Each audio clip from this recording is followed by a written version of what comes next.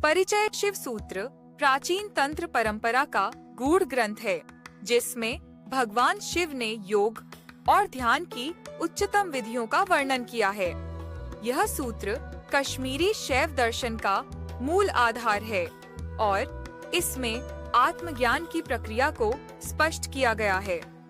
ओशो ने अपनी प्रवचनों में शिव सूत्रों को गहराई से समझाया और आधुनिक मनुष्य के लिए इसे प्रासंगिक बनाया। ओशो के अनुसार शिव सूत्र केवल एक दार्शनिक ग्रंथ नहीं है, बल्कि एक प्रयोगात्मक विधि है जो व्यक्ति को स्वयं के सत्य स्वरूप तक ले जाती है। उनका मानना था कि ये सूत्र ध्यान, ज्ञान और आत्म साक्षात्कार का मार्ग दिखाते हैं। शिव सूत्रों का मूल स्वरूप। शिव सूत्रों को 3 भागों में विभाजित किया गया है। शंभवोपाय, सीधा आत्मबोध। 2 शक्तोपाय, ध्यान एवं ज्ञान के माध्यम से आत्मबोध। 3 आणवोपाय, क्रियाओं और साधनाओं के द्वारा आत्मबोधिन। तीनों मार्गों को समझकर साधक अपनी आत्मा के वास्तविक स्वरूप को पहचान सकता है। ओशो के अनुसार शिव सूत्रों की व्याख्या। चैतन्य ही सब कुछ है। पहला सूत्र कहता है कि संपूर्ण सृष्टि चैतन्य या शुद्ध चेतना से बनी है। ओशो के अनुसार जब हम इस सत्य को पहचानते हैं तो हम अहंकार और माया से मुक्त हो जाते हैं। साधक को अपने भीतर की शुद्ध चेतना को महसूस करना चाहिए और बाहरी दुनिया के झूठे आकर्षणों से मुक्त होना चाहिए। 2 ध्यान के द्वारा आत्मबोध। शिव सूत्र बताते हैं कि ध्यान ही आत्मज्ञान का सर्वोत्तम मार्ग है। ओशो कहते हैं कि ध्यान कोई क्रिया नहीं, बल्कि एक अवस्था है। जब मन पूरी तरह शांत और निर्विचार हो जाता है, तब सच्चा ध्यान घटित होता है। उन्होंने कई ध्यान विधियों का वर्णन किया, जिससे व्यक्ति अपनी चेतना को जागृत कर सकता है। 3 साक्षी भाव की महत्ता। शिव सूत्र हमें साक्षी भाव अपनाने की सीख देते हैं। ओशो इसे समझाते हुए कहते हैं कि जीवन में जो कुछ भी हो रहा है, उसे मात्र एक दृष्टा बनकर देखो।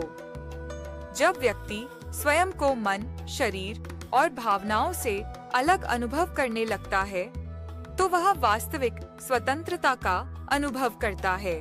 4 सांस की शक्ति। शिव सूत्रों में सांस पर विशेष बल दिया गया है। ओशो के अनुसार हमारी सांसों के बीच के अंतराल में प्रवेश करने से ध्यान की उच्चतम अवस्था प्राप्त की जा सकती है। यह वही तकनीक है जिसे विपश्यना और सोहम ध्यान में प्रयोग किया जाता है। 5 प्रेम और समर्पण का मार्ग। शिव सूत्रों में प्रेम और समर्पण को भी आत्मबोध का मार्ग बताया गया है। ओशो कहते हैं कि जब व्यक्ति प्रेम में डूब जाता है और अपने अहंकार को पूरी तरह छोड़ देता है, तो वह शिवत्व को प्राप्त कर सकता है।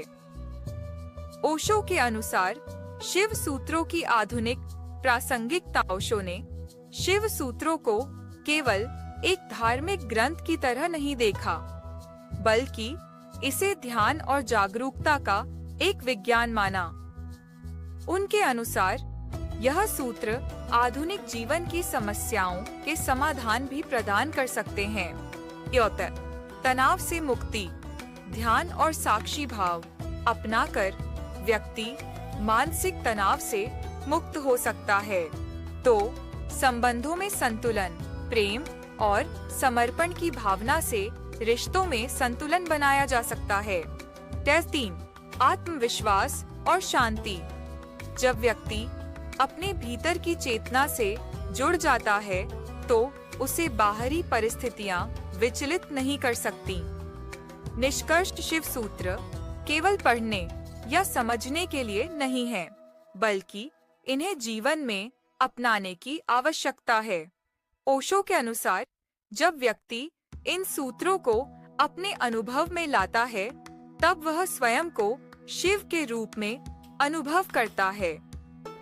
यह ग्रंथ हमें बताता है कि आत्मबोध कोई जटिल प्रक्रिया नहीं, बल्कि हमारे भीतर ही उपलब्ध है। बस हमें उसे पहचानने की जरूरत है।